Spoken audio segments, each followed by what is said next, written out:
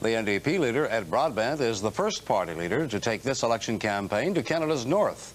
The locale was new, but not Broadbent's message. He said free trade would be bad for Canada, particularly bad for the north. But as Anna Maria Tremonti reports, Broadbent heard some dissenting views. A few women were busy sewing at this Whitehorse Parka plant as Ed Broadbent strolled through on a guided tour this morning.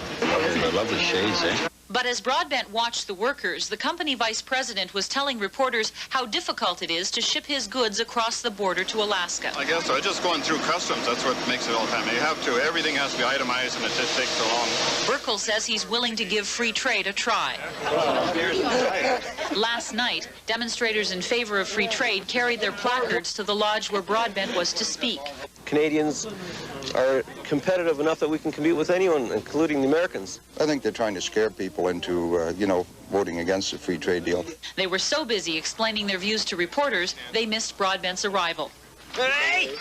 How you doing? Late this afternoon, Broadbent switched gears, arriving in Yellowknife to tour a community daycare center.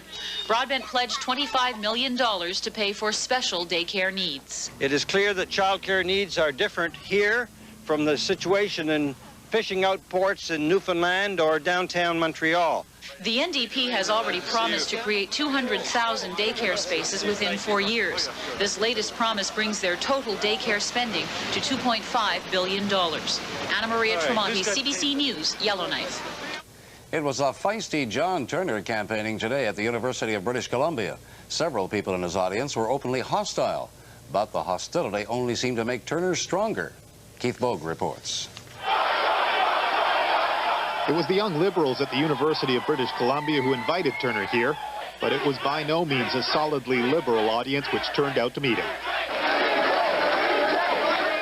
From the outset, there was a verbal pitched battle between Turner supporters and other students in favor of free trade. In other words, well...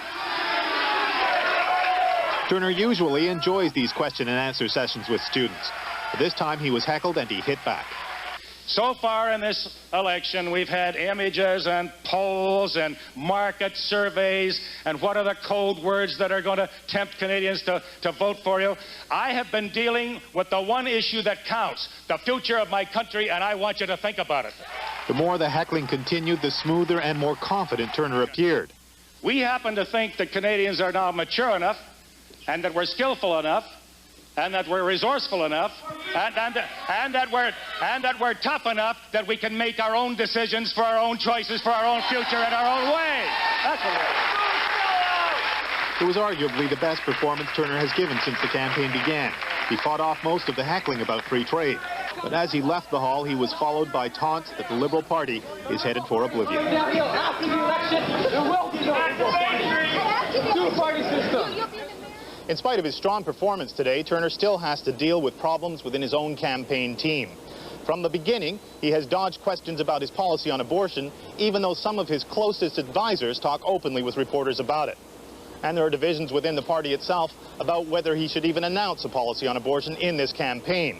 The question has to be resolved soon because Turner will certainly face it during the televised leaders' debate next week. Keith Bogue, CBC News, Vancouver.